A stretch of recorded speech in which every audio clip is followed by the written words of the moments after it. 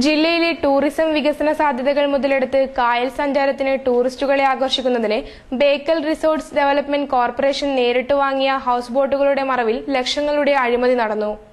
4 വർഷം മുമ്പ് വാങ്ങിക്കൂട്ടിയ കോടികൾ വിലമതിക്കുന്ന 8 ഹൗസ് ബോട്ടുകൾ നീലേശ്വരം കോട്ടപ്പുറത്ത് പുഴക്കരയിൽ തുരുമ്പിച്ചു കിടക്കുന്നു.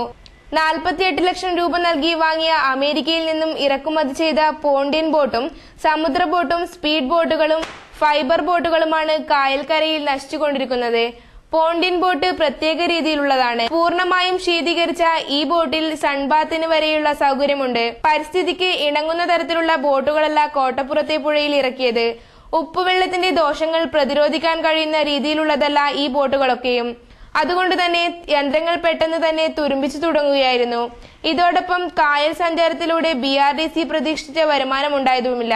ചിലവ് കൂടുതലാവുകയും വരവ് കുറയുകയും ചെയ്തതോടെ ബോട്ട് സർവീസ് കാര്യക്ഷമമാക്കുന്നതിൽ നിന്നും BRDC അധികൃതർ മുഖം തിരിച്ചു.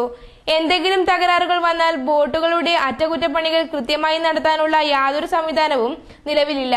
കൊച്ചിയിൽ നിന്ന് വിദഗ്ധർ എത്തിയാൽ മാത്രമേ ബോട്ടുകളുടെ അറ്റകുറ്റപ്പണികൾ നടത്താനാകൂ. പലപ്പോഴും ഇക്കാര്യത്തിൽ BRDC അധികൃതർ ശ്രദ്ധ ചെലുത്താതെയായതോടെ വിദഗ്ധരുടെ പരിശോധന നടക്കാറില്ല. നിരവധി എഞ്ചിനുകൾ നിസ്സാര പ്രശ്നത്തിന്റെ പേരിൽ പ്രവർത്തനരഹിതമാകുന്ന അവസ്ഥയിലെത്തി. ഇതോടെ കോടികൾ ചിലവിട്ട് വാങ്ങിക്കൂട്ടിയ ഹൗസ് ബോട്ടുകൾ കോട്ടപ്പുറത്ത് കട്ടപ്പുറത്താവുകയായിരുന്നു.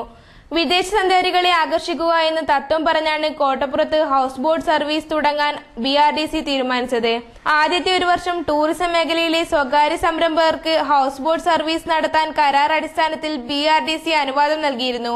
പിന്നീട് ഇങ്ങോട്ട് കാര്യങ്ങൾ ഇഴഞ്ഞു നീങ്ങി. അതിനിടെ വിദേശ സഞ്ചാരികൾക്ക് ഉല്ലാസം പകരുന്ന ഹൗസ് ബോട്ട് സർവീസ് സംവിധാനമല്ല കോട്ടപ്പുറത്തുള്ളതെന്നും വിദേശികളെ ആകർഷിക്കാൻ കോടികൾ തുലച്ചു വാങ്ങിയ ബോട്ട് ഫലപ്രദമല്ല എന്നും ചൂണ്ടിക്കാണിക്കപ്പെടുന്നു.